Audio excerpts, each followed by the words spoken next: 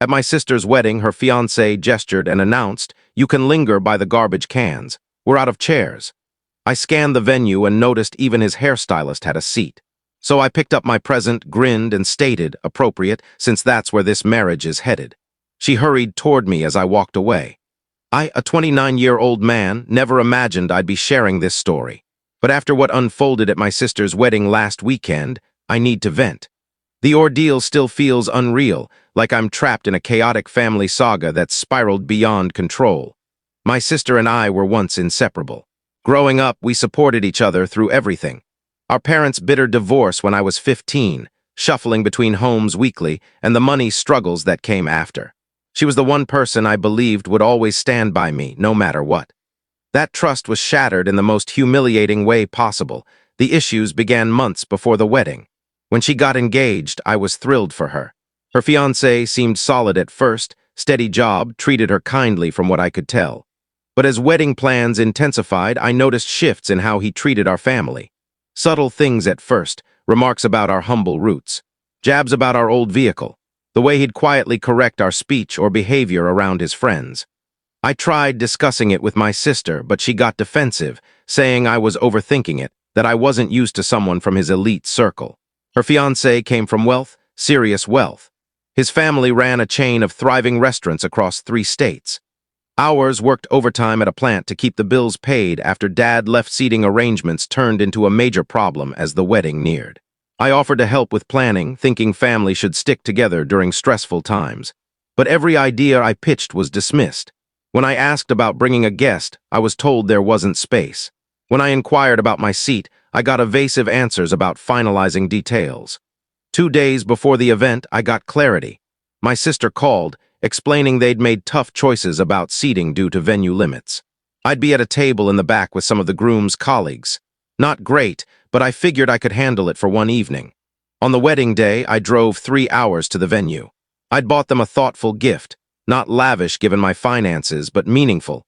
A vintage picture frame engraved with their wedding date and a sincere card about family and new chapters. I'd spent more than I could afford, but she was my sister. The ceremony went off without a hitch. Seeing her walk down the aisle stirred memories of us as kids, playing pretend in Mom's old dresses. For a moment, the tension of recent months melted away. This was about family, about celebrating love. I truly wanted them to be happy. The reception began smoothly. I found my assigned table and introduced myself to the other guests, pleasant people, a mix of his coworkers and their partners. We chatted about jobs and the weather. I was starting to unwind when the groom approached. He glanced around briefly, then fixed his gaze on me with an unreadable look. Without warning, he pointed to the corner where the trash bins sat and declared I could stand there since they were out of seats. His words struck like a punch. I looked at the table, hoping someone would chuckle or signal it was a prank. Instead, I saw awkward faces avoiding my gaze. Silence hung heavy as I processed the moment. I rose slowly and scanned the hall. That's when the full weight of the insult hit. His hairstylist was seated at a prime table near the front. His dry cleaner was at another good spot with his family. The guy who waxed his car was at the head table. Meanwhile, the bride's brother was told to stand by the garbage. The anger that surged wasn't loud or dramatic. It was icy and deliberate. I walked to the gift table, retrieved my present, and returned to where he stood.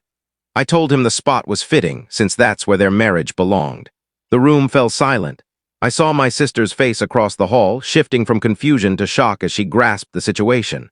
She rushed toward us, her gown swishing as she navigated past guests. Her fiancé's face flushed red. He started muttering about respect and family, but I was already heading for the exit. I heard my sister calling my name, her voice growing frantic as I neared the door. She caught up in the parking lot, out of breath from running in her dress. She demanded to know why I was ruining her day. I explained what her husband said, watching her expression shift as the truth sank in. She tried defending him at first, claiming he was probably stressed and didn't mean it that way. But when I detailed the seating, how his service workers were treated better than her brother, she fell silent.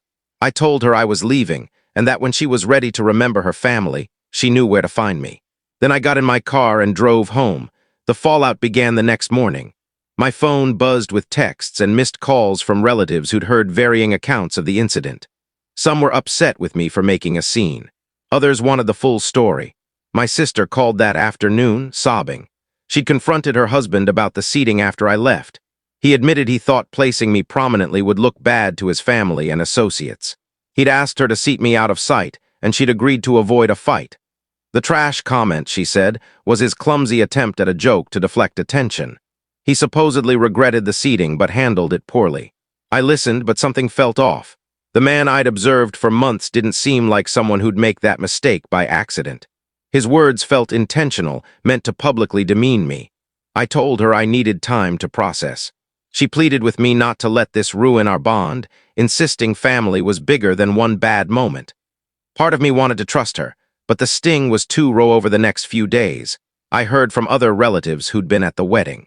My cousin said she'd overheard the groom's family joking about our side before the ceremony, saying we should be kept separate from their important guests.